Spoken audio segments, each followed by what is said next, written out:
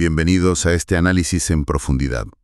Hoy nos metemos con una figura, la verdad, singular y compleja en la historia del ajedrez, Efim Bogolyubov. Sí, Bogolyubov. Un jugador que fue como un puente, ¿no?, entre la escuela rusa, la soviética, luego la alemana. Exacto. Y fue 2 veces retador al título mundial. Pero su vida, fue mucho más que partidas. Estuvo marcada por victorias, sí, pero también por las convulsiones políticas del siglo XX, que no fueron pocas. Así es.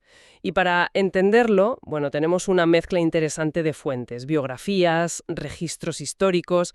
La idea hoy es intentar sacar lo esencial, ¿no? Ver sus orígenes, cómo llegó a la élite, esos duelos por el campeonato. ¿Y su personalidad? ¿Qué tela con su personalidad? Y las polémicas, claro. Eso es, porque Bogolyubov era todo un personaje, muy famoso por su optimismo casi legendario y su humor tan particular. Esa frase es genial. Si juego con blancas, gano por tener blancas. Si juego con negras, gano porque soy Bogolyubov. Ahí es nada. Exacto, refleja esa confianza tremenda. Pero más allá de eso, tuvo triunfos importantísimos. Y claro, luego está toda la complejidad de su figura durante la época nazi. Pues sí, vamos a sumergirnos en la historia de este hombre que desde luego no es fácil de etiquetar. Pues venga, empezamos por el principio, por sus raíces. Efim Dmitrievich Bogolyubov nació el 14 de abril de 1889 en Stanislavchik, que está cerca de Kiev. En aquel entonces, Imperio Ruso, hoy Ucrania. Y su padre era sacerdote, ¿verdad? Ortodoxo. Sí, y eso marcó sus inicios. De hecho, él mismo empezó estudios de teología. Curioso, ¿eh? Hombre, bastante llamativo para alguien que acabó dedicándose al ajedrez. ¿Y cómo fue ese cambio? ¿Tardó en decidirse? Pues parece que sí. Después de la teología, probó con agricultura. En Kiev también. Pero vamos, que ninguna de las dos cosas le llenó tanto como el ajedrez. ¿Y aprendió tarde? Relativamente tarde, sí, a los 15 años. Y no se puso en serio hasta los 18. No fue el típico niño prodigio, vamos. Su desarrollo fue más pausado al principio. Pero una vez que se centró, la cosa fue rápida. Bastante rápida, sí. Mira, en 1911 ya estaba empatando el primer puesto en el campeonato de Kiev. En 1912, segundo en Vilnius. Ajá. Y luego, el torneo de maestros de toda Rusia, en San Petersburgo, 1913-14. Ahí quedó octavo, que no está mal, pero lo importante es que consiguió el título de maestro nacional, en 1914. Ya estaba despegando. Y justo ahí, estalla la Primera Guerra Mundial. Y le pillan a Alemania, ¿no? Precisamente. Estaba jugando un torneo súper importante en Mannheim, en julio de 1914, y claro, al ser ciudadano ruso, enemigo, lo internaron. Internado. Suena bastante mal. Sí, lo internaron junto a otros ajedrecistas rusos que estaban allí. Gente como Alekhine, Bogatirchuk, figuras importantes. Pero he leído algo, corrígeme si me equivoco, que para Bogolyubov, paradójicamente, ese internamiento tuvo un lado positivo. ¿Cómo es eso? Es una de las cosas curiosas de su historia, sí. A ver, mientras otros como Alekhine consiguieron salir antes, Bogolyubov se quedó en Alemania toda la guerra.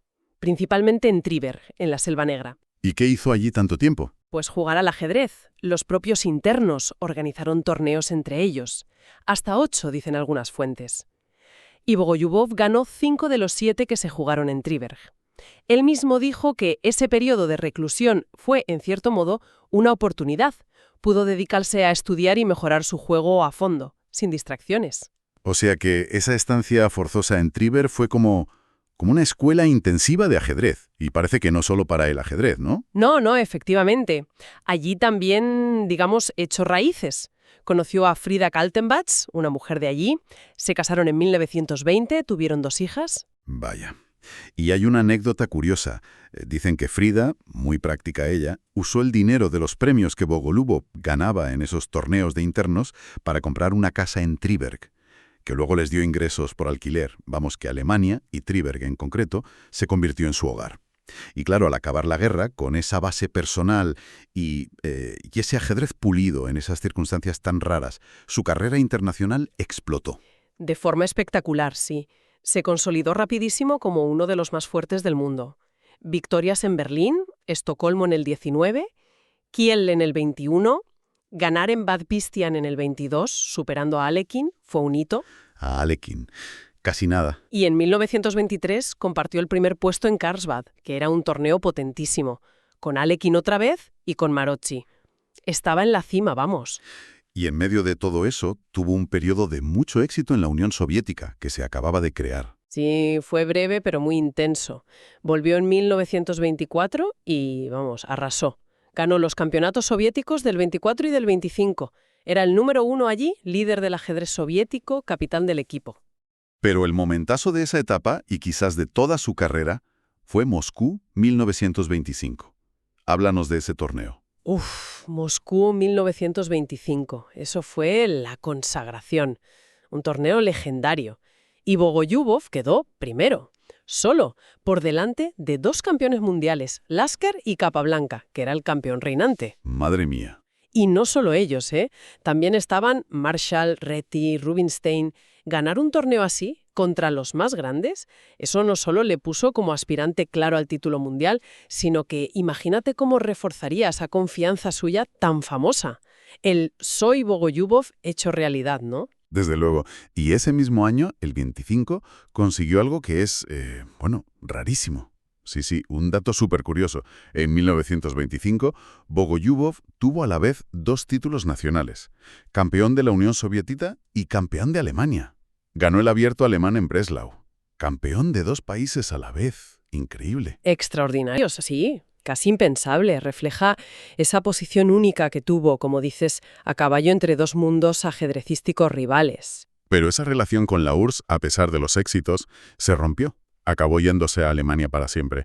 ¿Qué pasó ahí? Pues tensiones con las autoridades soviéticas, sobre todo con Nikolai Krylenko, una figura política muy importante, fiscal general, y muy metido en el ajedrez, pero con un control férreo. Control de los permisos para salir a competir y todo eso, ¿no? Exacto.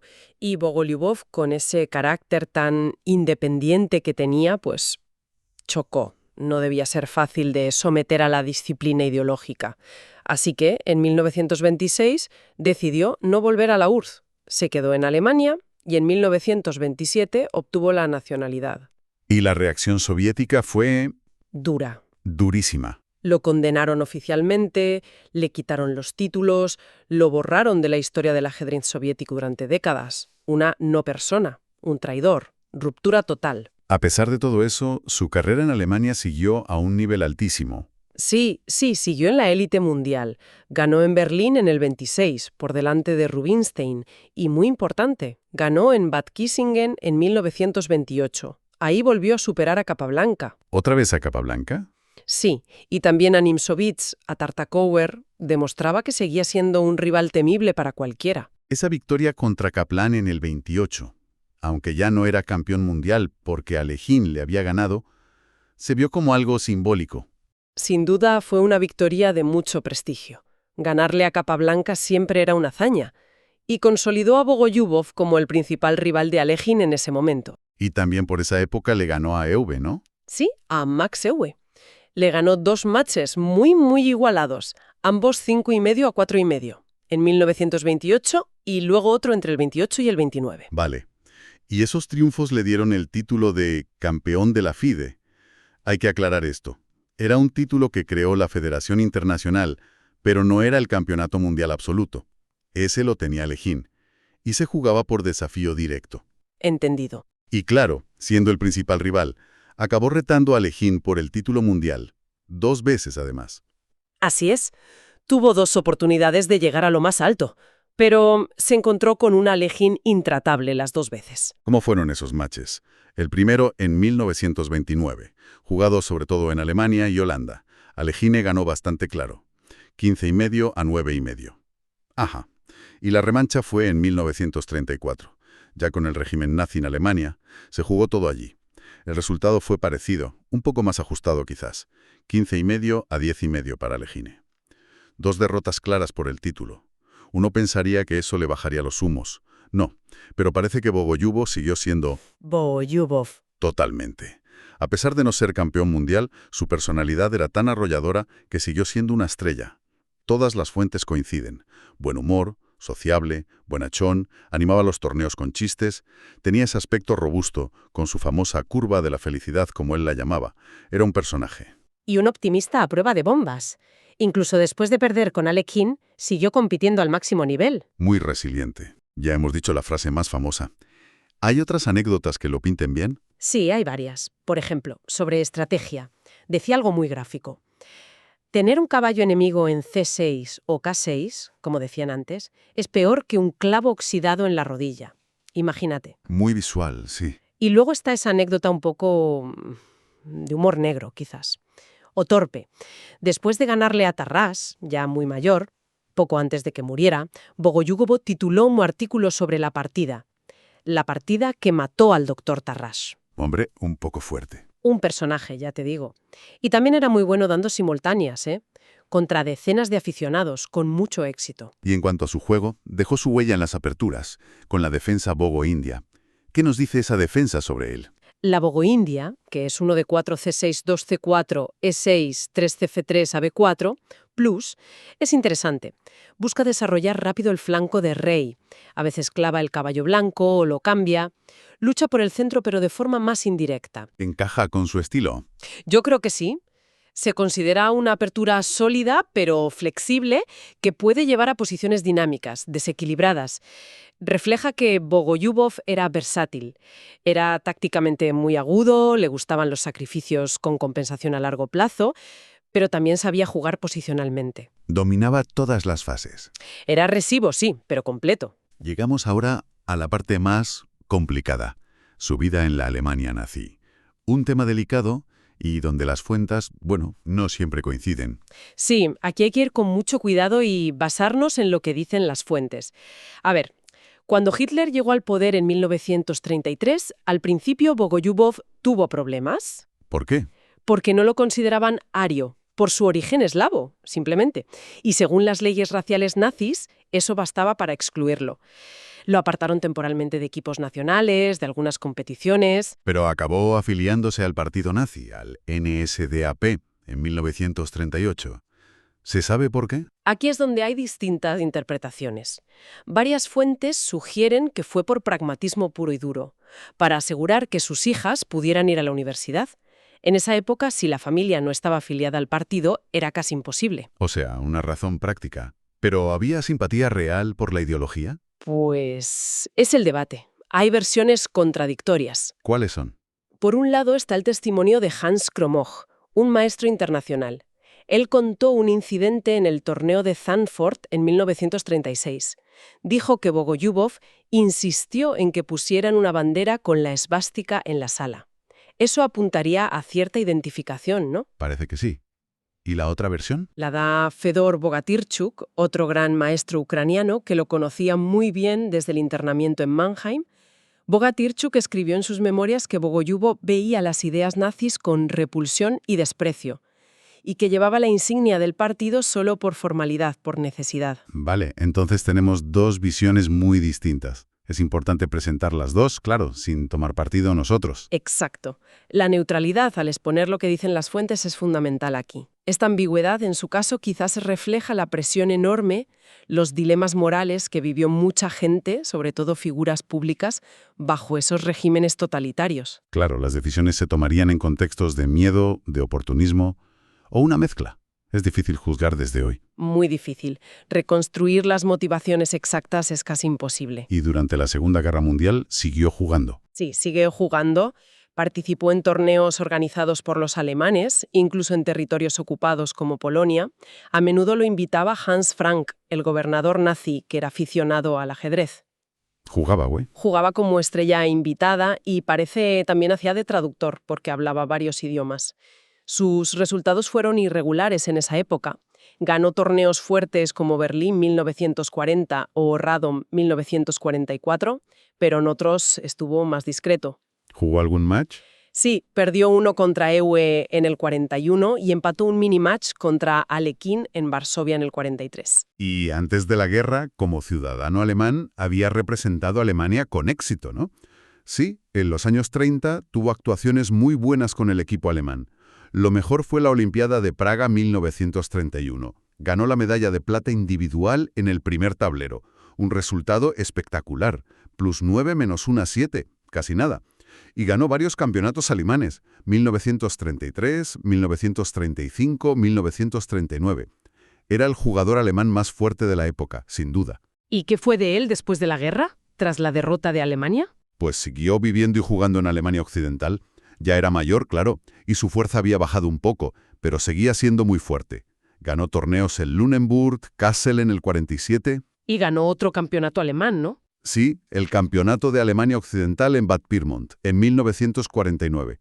Su tercer título alemán. Ganarlo con 60 años demuestra una longevidad increíble y capacidad de recuperación después de todo lo pasado. También ganó en Augsburg y Saarbrücken en 1951. Y hubo una polémica con el título de Gran Maestro, que la FIDE estaba formalizando justo entonces. Eso es. En 1950, la FIDE creó oficialmente el título de Gran Maestro, para reconocer a la élite. Y al principio, a Bogolyubov se lo negaron. ¿Por qué? Por el tema nazi. Las fuentes dicen que sí, que fue sobre todo por presiones de la delegación soviética, que usó ese argumento. Pero hubo protestas de otras federaciones, de Occidente. Defendían que su historial deportivo era indiscutible. ¿Y al final? Al final, la FIDE rectificó y le dio el título de Gran Maestro en 1951. Además de jugar, también enseñó, ¿no? Formó a otros jugadores. Sí, tuvo un papel como entrenador, como mentor. Tuvo alumnos importantes en Alemania. Klaus Junge, un talento enorme que murió muy joven en la guerra, y Wolfgang Unziker, que luego fue uno de los grandes maestros alemanes más fuertes de la posguerra. ¿Y Bogolyubov murió en 1952, todavía en activo? Sí, murió mientras dormía, el 18 de junio de 1952, en Triberg, su ciudad. Tenía 63 años. Y fíjate, poco antes había estado compitiendo en un torneo en Belgrado, la pasión por el ajedrez, hasta el final. Su tumba sigue allí, cuidada por la familia. Mirando hacia atrás, ¿cómo resumiríamos su legado, su lugar en la historia del ajedrez? Pues, sin duda fue uno de los más fuertes del mundo durante casi 30 años. Doble retador al título mundial nada menos. Su estilo era dinámico, táctico. La Bogo India refleja algo de eso. Pero, más allá de los resultados, se le recuerda por esa personalidad arrolladora. El optimismo, el humor, la resiliencia. Kasparov lo menciona en sus libros, ¿no? Sí, en Mis geniales predecesores, aunque a menudo analiza partidas que Bogolyubov perdió contra los campeones mundiales. Quizá su figura quedó un poco eclipsada por gigantes como Capablanca o Alekhine. Y bueno, en la Unión Soviética lo rehabilitaron durante la perestroika. Bogolyubov, un jugador de primerísima fila, memorable por su confianza, soy Bogolyubov, y su carácter. Pero su vida fue mucho más, ¿no? Un reflejo de la gloria deportiva mezclada con la dureza y la complejidad de vivir en una época tan convulsa. Exacto. Su biografía es eso, la intersección entre el talento, la personalidad y las fuerzas de la historia. Y la controversia sobre sus acciones en la era nazi, con esas versiones distintas que dan las fuentes, pragmatismo, críticas, es una parte inevitable y compleja de su legado. Nos obliga a mirar más allá del tablero. Su historia entonces nos abre una ventana a los dilemas, las presiones, las decisiones que tuvo que tomar la gente en tiempos tan extremos, todo visto a través del ajedrez. Una vida que desde luego no admite juicios fáciles. Y quizás como reflexión final para quien nos escucha, la figura de Bogolyubov nos plantea una pregunta importante, ¿no? ¿Cómo valoramos hoy a personajes históricos que vivieron en contextos políticos y morales tan diferentes al nuestro? Sobre todo cuando las propias fuentes nos dan relatos contradictorios sobre sus motivos o su implicación real. Una pregunta difícil. Muy difícil, y probablemente sin una respuesta única ni sencilla. Queda ahí, abierta a la reflexión de cada uno.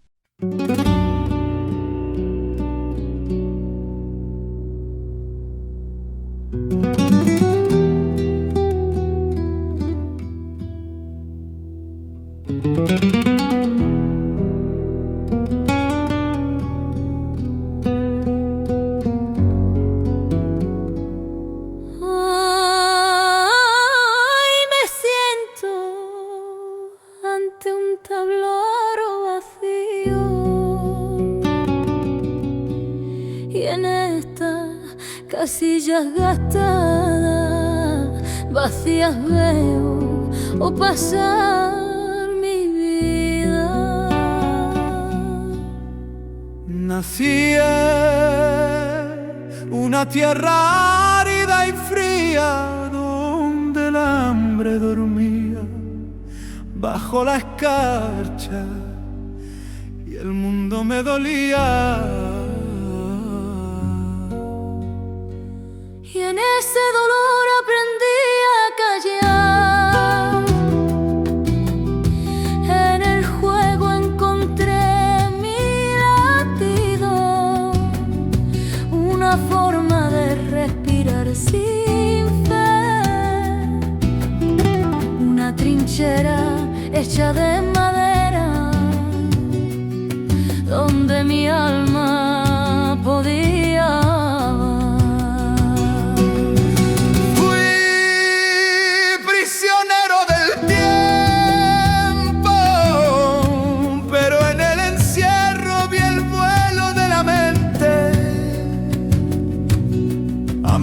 Mujer de mirada lenta y su ternura me sostuvo el alma. Entre mis manos temblaban batallas que olían a pan recién hecho, y en cada movimiento el ruido del mundo se volvía una música. El tablero era mi patria, mi frontera y mi consuelo. Allí las piezas brillaban con esperanza y los reyes temblaban como hombres. No había himno ni discurso, la fiebre del instante suspendido, y allí pude ser libre porque miraba el peligro a los ojos. Y la verdad, esa fiera blanca y negra rugía en el centro de mi pecho, palpitando sin cesar. La gloria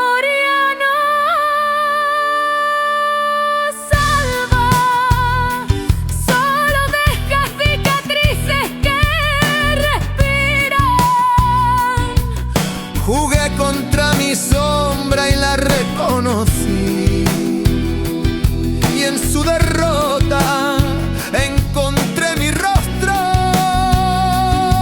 Entre guerras y promesas rotas seguí creyendo en la belleza del mundo y en la inocencia del riesgo, en el perdón.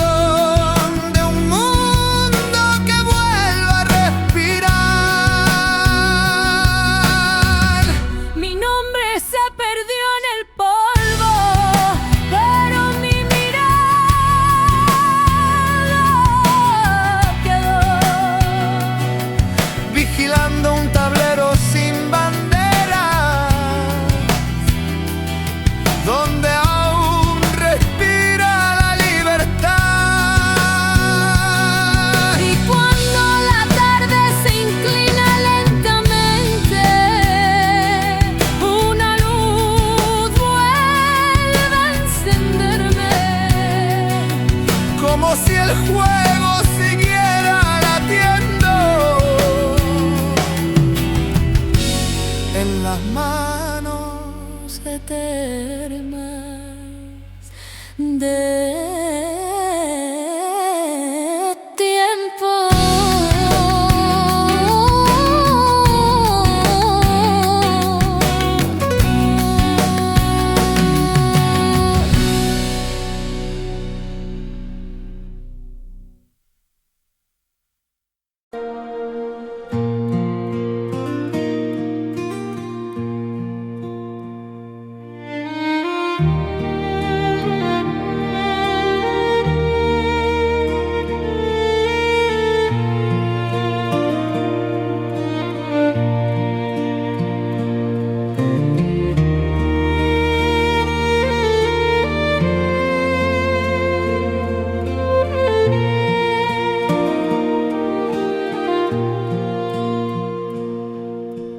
Today I sit before an empty board, and in these worn, deserted squares I see my life passing by.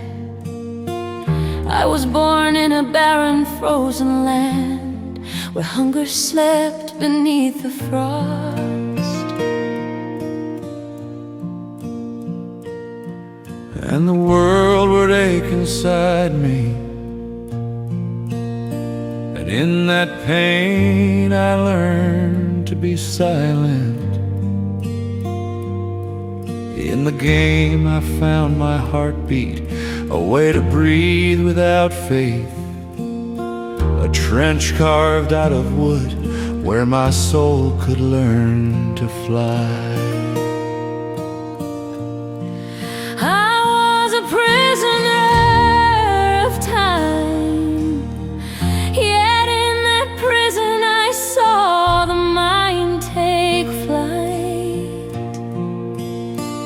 I loved a woman with a slow, tender gaze, and her gentleness kept my soul alive. Between my hands, battles tremble, Smelling of freshly baked bread, and with every move I made, the noise of the world became a luminous music. the board was my homeland,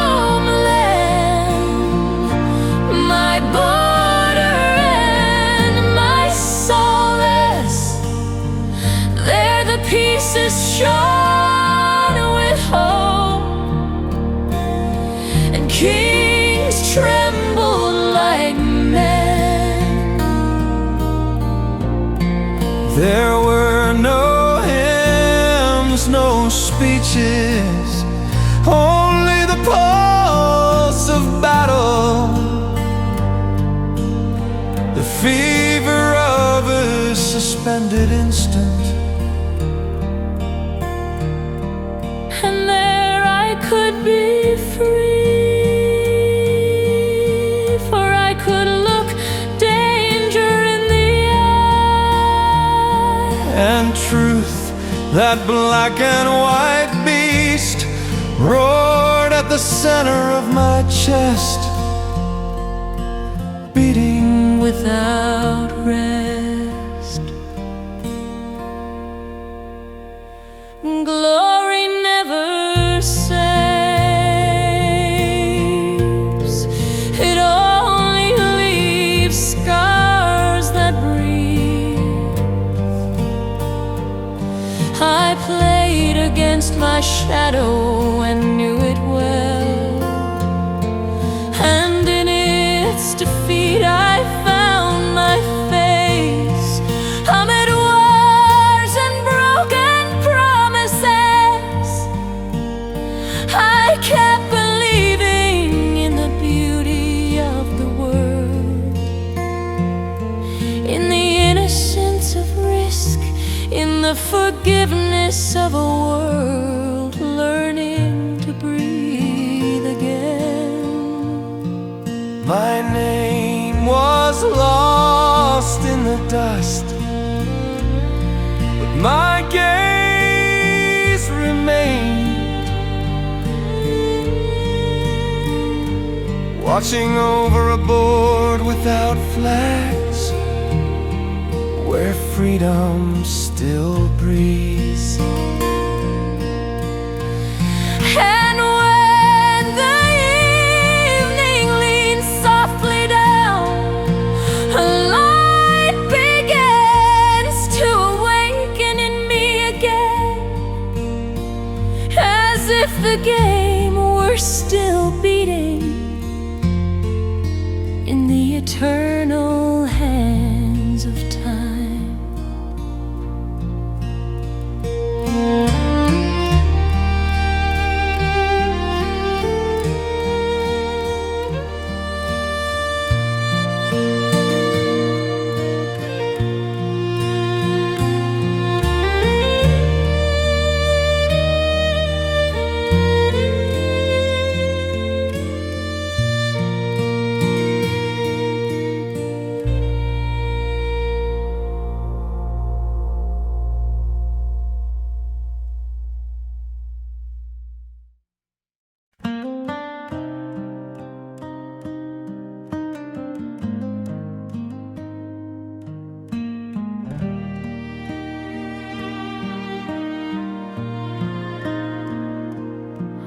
oggi mi siedo davanti a una scacchiera vuota e in quelle caselle consunte e silenziose vedo passare la mia vita. Sono nato in una terra arida e fredda, dove la fame dormiva sotto la brina e il mondo mi faceva male. E in quel dolore imparai a tacere.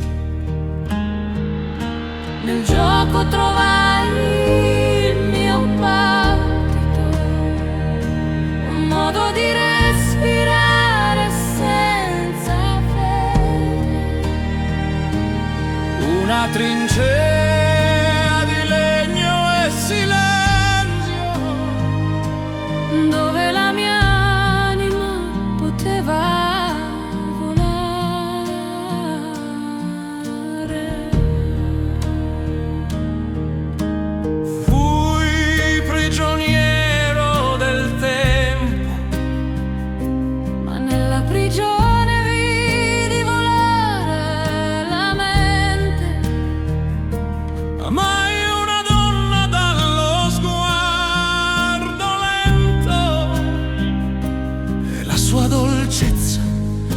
tenne in vita l'anima.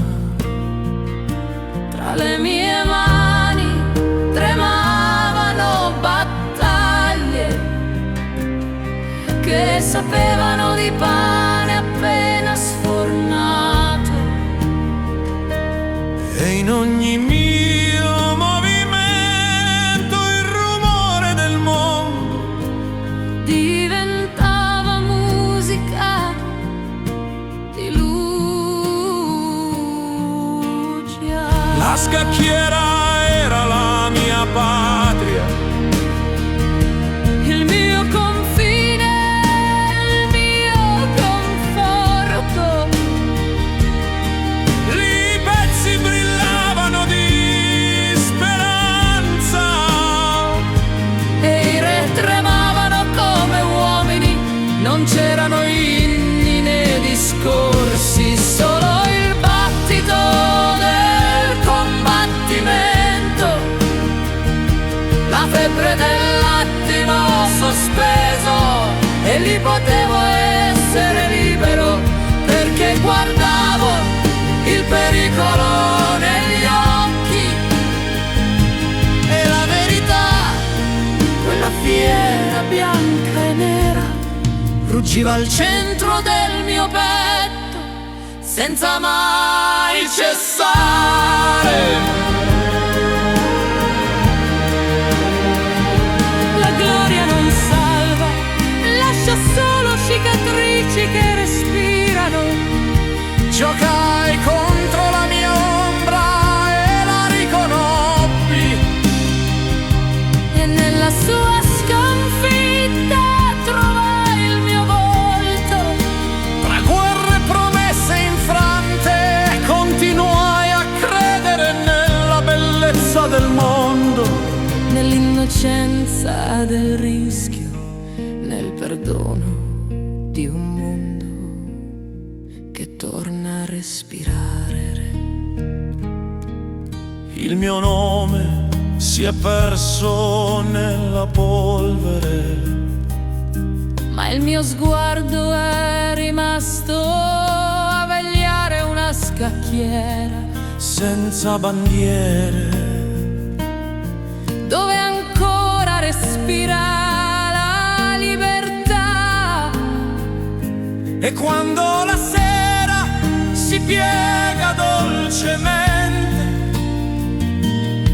una luce torna ad accendermi, Come se il gioco continuasse a battere nelle mani eterne del tempo.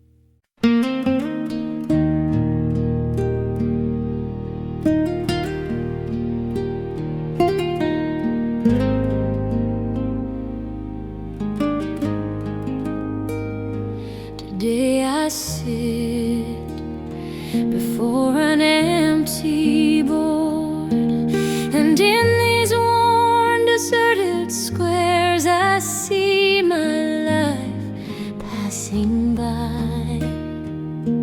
I was born in a barren, frozen land where hunger slept beneath the frost, and the world would ache inside me, and in that pain I learned to be silent. In the game I found my heartbeat, a way to breathe without faith, a trench carved out of wood, where my soul could learn to fly. I was a prisoner of time, yet in that prison I saw the mind take flight. I loved a woman with a slow, tender gaze, and her gentleness kept my soul alive.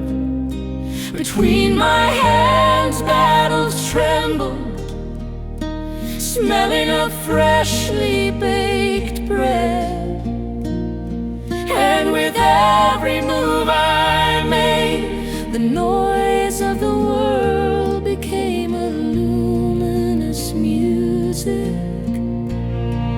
The board was my homeland, my border and my solace. There the pieces shone with hope, and kings trembled like men. There were no hymns, no speeches, only the pulse of battle, the fever of a suspended instant. And there I could be free, for I could look danger in the eye, and truth, that black and white beast, roared at the center of my chest, beating without rest.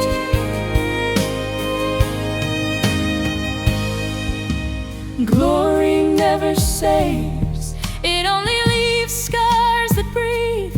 I played against my shadow and knew it well, and in its defeat I found my face. Amid wars and broken promises, I kept believing in the beauty of the world. In the innocence of risk, in the forgiveness of a world learning to breathe again. My name was lost in the dust, but my gaze remained, watching over a board without flags, where freedom still breathes. And when the evening leans softly down, a light begins to awaken in me again, as if the game were still beating. In the eternity